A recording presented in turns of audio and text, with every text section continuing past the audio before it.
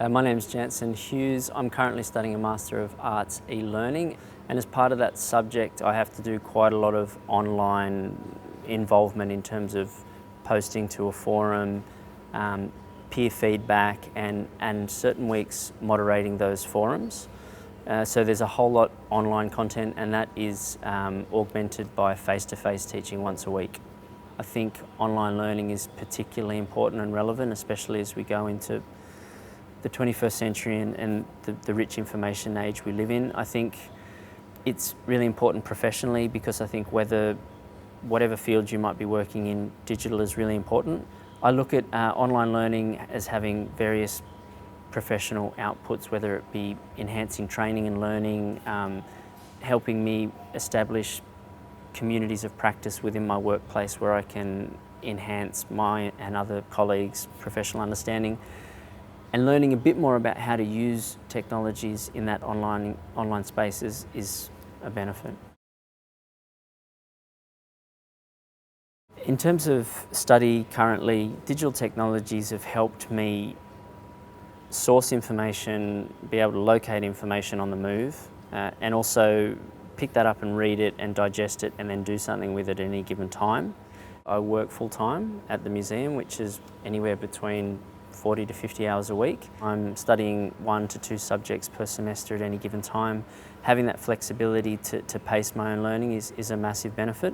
Also, in terms of actual coursework, being able to choose when I contribute to forums and how I contribute to them has been a massive time saver, and I'm not limited to certain hours within a particular day or time, and that's been hugely beneficial.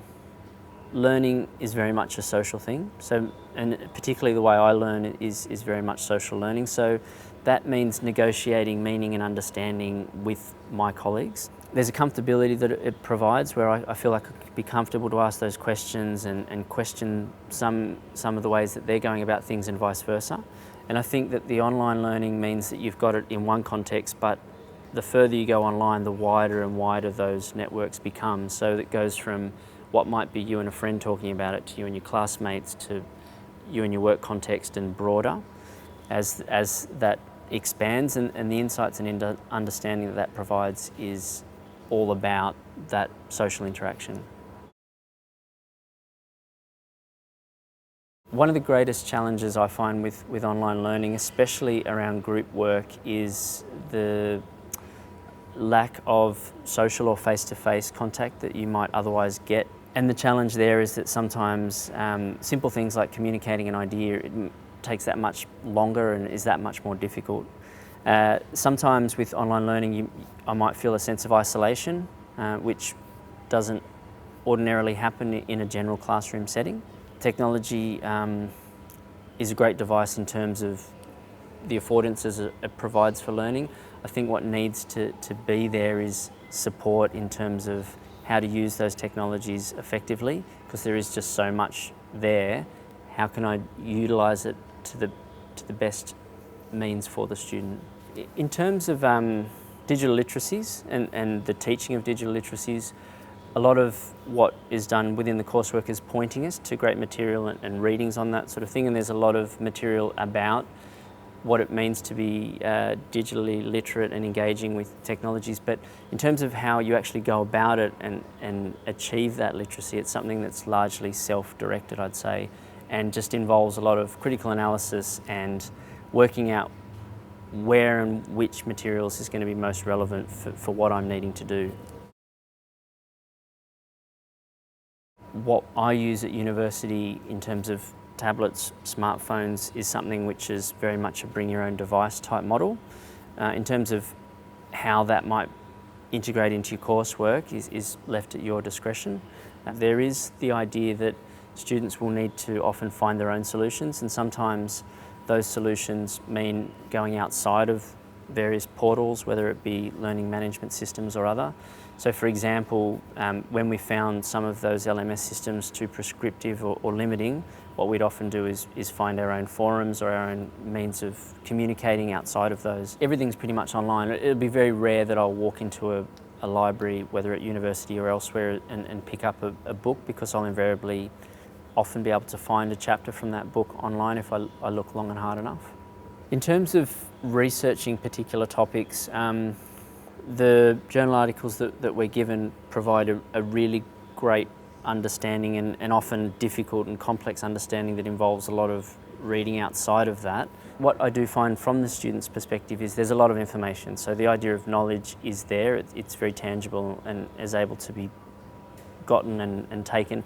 How to do that is another thing, and currently in the coursework it wouldn't be something that's necessarily taught. What I will often do is go through the reading list, and the majority of those are available in the library as PDFs, and the majority of those will be journal articles. Some will be links to particular web pages, and what I will often do is take all that information, download it to my tablet, and then as I'm reading it, I'll use various tools to annotate that, and I use Google Docs quite extensively when I'm doing assignments because it allows me to pick it up wherever I go, whether it be at work or at home or elsewhere.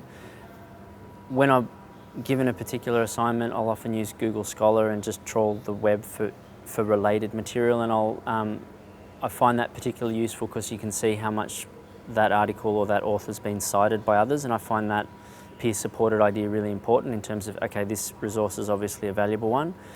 And I'll utilise the university's forums in terms of getting information from other students and what they've found, and similarly sharing those so that can be of benefit to the cohort.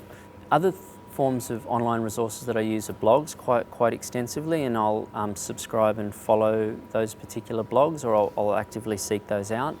Other ones will be various videos. I find for a lot of the content there'll often be a talk or a presentation related to that, so some of those channels include YouTube, Vimeo, some of the iTunes channels, as well as say TEDx.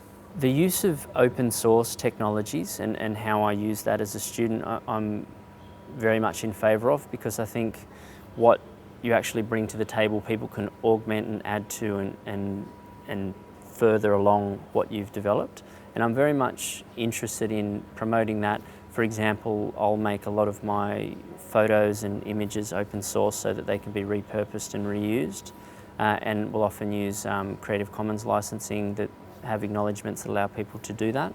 And I think that whole movement of open source is ultimately a positive thing, especially for education, with the access that students have to some of these technologies. It needs to be opened up. Some advice I'd have for teachers in terms of using technology in the way they deliver their teaching and learning is not to be afraid of it, and to allow students to enhance that experience and bring solutions where possible, and allow them to steer the conversations and navigating the use of that technology. Because in some instances you'll find that the students will be far more able and willing and capable of doing that than you are, so don't be afraid to let them lead those conversations. I don't know, that's pretty much it. It's not a massive, it's a good thing. Yeah.